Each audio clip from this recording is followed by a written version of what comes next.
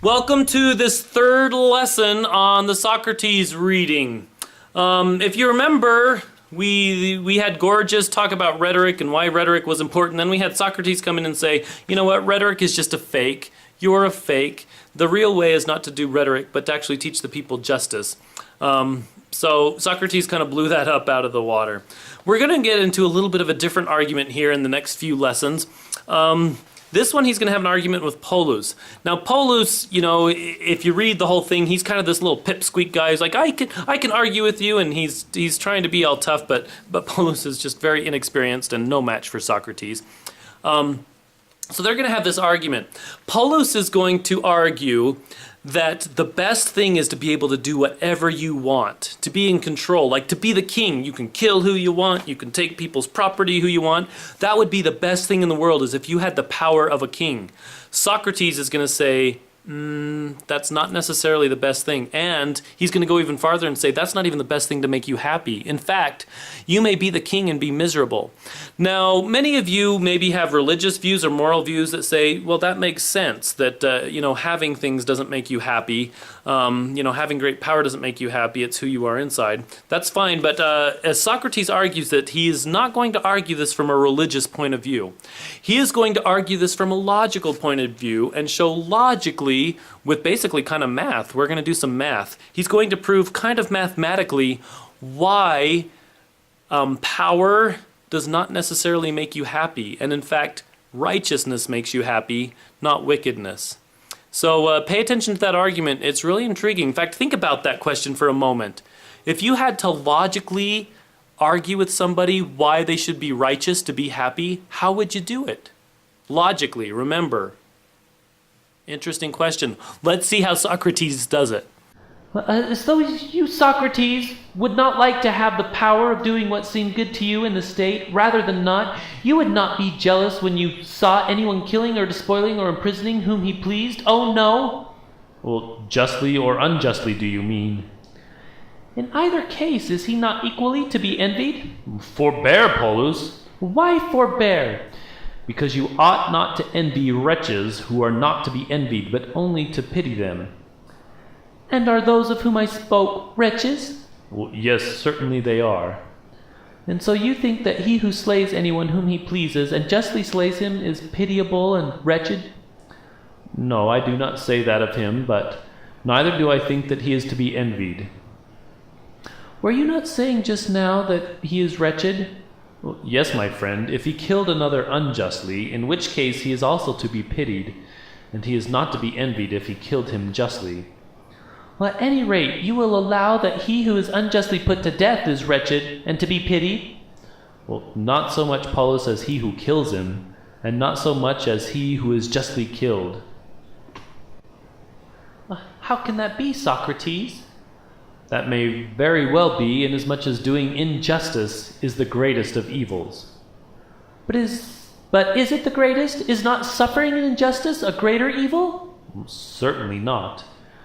Then you would rather suffer than do injustice? Well, I should not like either, but if I must choose between them, I would rather suffer than do. Then you would not wish to be a tyrant? Not if you mean by tyranny what I mean. I mean, as I said before, the power of doing whatever seems good to you in a state, killing, banishing, doing all things as you like. Well then, illustrious friend, when I have said my say, do you reply to me, suppose that I go into a crowded agora, and take a dagger under my arm. Polus, I say to you, I have just acquired rare power, and become a tyrant. For if I think that any of these men whom you see ought to be put to death, the man whom I have in mind to kill is as good as dead. And if I am disposed to break his head or tear his garment, he will have his head broken or his garment torn in an instant. Such is my great power in this city, and if you do not believe me, and I show you the dagger, you would probably reply, Socrates, in that sort of way anyone may have great power. He may burn any house which he pleases, and the docks and the triremes of the Athenians, and all their other vessels, whether public or private. But can you believe that this mere doing as you think best is great power? Certainly not such doing as this. But can you tell me why you disapprove of such a power? I can. Why then? Why, because he who did as you say would be certain to be punished. And punishment is an evil? Certainly. And you would admit once more, my good sir, that great power is a benefit to a man if his actions turn out to his advantage, and that this is the meaning of great power. And if not, then his power is an evil and is no power. Now, Polus and Socrates are having this argument about who is the most happy. Now, think about it maybe in terms of a murder. This is probably the best way to describe it. In a murder, there's kind of three possibilities of what part you could play. You could play the person who gets killed.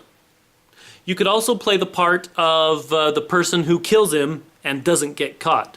You can also play the part of the person who kills him but does get caught. Kind of those three possibilities are what they're talking about. And for Polus, he says, well, there's the person who gets killed, the person who does it and gets away with it, and the person who does it but gets caught and punished. He says the happiest is the person who does it and gets away with it. That's the happiest person. Makes sense, right?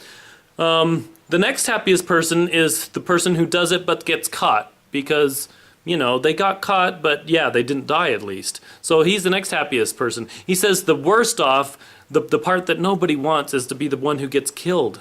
That would be the worst part. Socrates says, nope, I think it's exactly the reverse. I think the happiest person is the one who gets killed. The second happiest person is the one who did it but gets caught. And the least happy person is the one who does it and gets away with it. So they're going to have this argument here. But this quote that we just left off with, this idea of what does power do? If you have great power but you're an idiot and use it for stupid things, you don't know what to do with it, is that power really helpful for you? Or is it not helpful? Socrates is going to make this argument that power is only useful if you know how to use it to get what you want. Or get what is best for you. If you have power but you don't know what to do with it, and you don't really, it doesn't uplift you, it doesn't build you, the power can just hurt you. That's an interesting concept, that it's not always best to be able to do what you want. Because if you're just free to do whatever you want, that may be bad for you. So let's follow this argument further. Well, you see, I presume, that Archelaus, the son of Perdiccas, is now the ruler of Macedonia? Well, at any rate, I hear that he is. And do you think that he is happy or miserable? Well, I cannot say, Polus, for I have never had any acquaintance with him. And cannot you tell at once, and without having an acquaintance with him, whether the man is happy? Most certainly not. Then clearly, Socrates, you would say that you did not even know whether the great king was a happy man? And I should speak the truth, for I do not know how he stands in the matter of education and justice. What? And does all this happiness consist in this? Yes, indeed, Polus, that is my doctrine. The men and women who are gentle and good are also happy, as I maintain, and the just and evil are miserable. Then according to your doctrine, the said Archelaus is miserable? Yes, my friend, if he is wicked.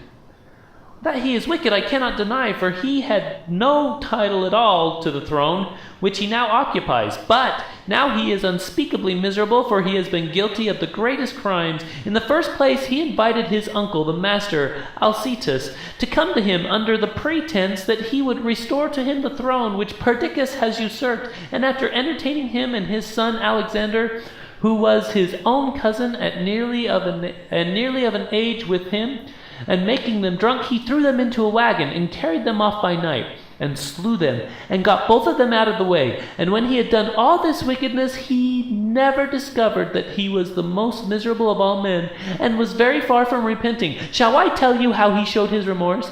He had a younger brother, a child of 7 years, who was the legitimate son of Perdiccas, and to him the right of the kingdom belonged.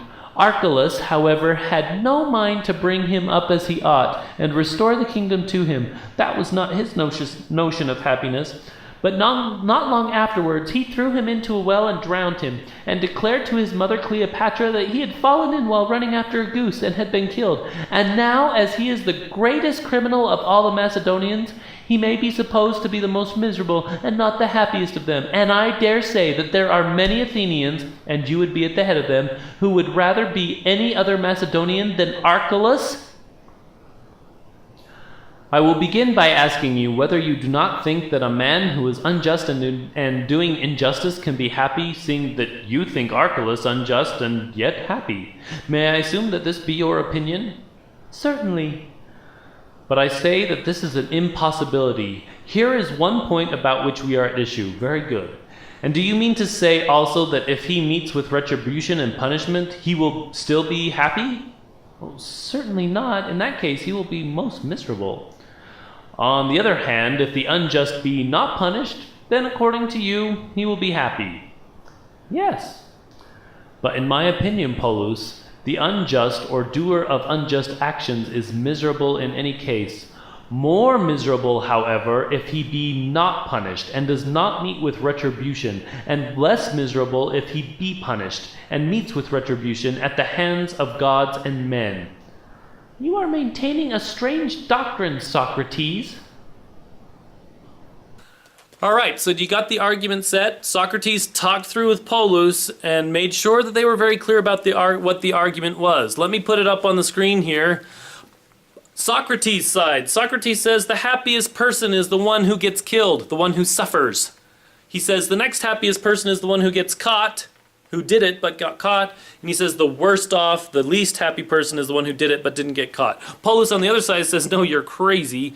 The most happy person is the one who did it and get away with it. He's the one who did it but got away with it. The second happiest person is the one who did it but got caught. He still got caught, so he's not as happy as the guy who got away with it, but he's least happier than the guy who got killed. And the worst off, the least happy, is the one who got killed, the one who suffers. So you can see that their arguments are exactly opposite to each other. So the argument is set up. Now Socrates is going to prove Polus wrong. Do you think you could do that? Do you think you could prove him wrong? Logically, remember this is logic. Let's see how he does it.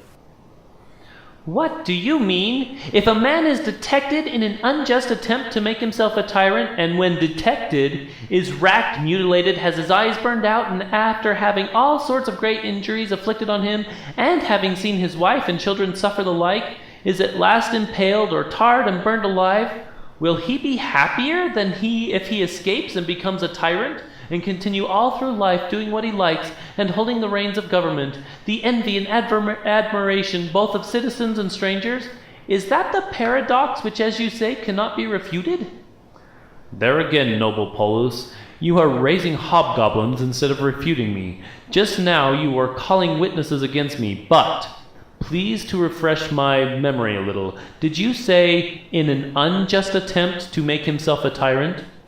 Yes, I did. Then I say that neither of them will be happier than the other, neither he who unjustly acquires a tyranny nor he who suffers in an attempt, for of two miserables one cannot be the happier, but that he who escapes and becomes a tyrant is the more miserable of the two. Do you laugh, Polus? Well, this is a new kind of refutation. When anyone says anything, instead of refuting him, you laugh at him? But do you not think, Socrates, that they have been sufficiently refuted when you say that which no human being will allow? Ask the company. As I was saying, you have no better argument than numbers. Let me have a turn, and do you make trial of the sort of proof which, as I think, is required. For I shall produce one witness only of the truth of my words, and he is that person with whom I am arguing. His suffrage I know how to take, but with the many I have nothing to do, and do not even address myself to them. May I ask then, whether you will answer in turn, and have your words put to the proof? For I certainly think that I and you and every man do really believe that to do is a greater evil than to suffer injustice, and not to be punished than to be punished. And I would say neither I nor any man. Would you yourself, for example, suffer rather than do injustice? Yes, and you too, I or any man would. Quite the reverse, neither you nor I nor any man. But will you answer? To be sure I will, for I am curious to hear what you can have to say.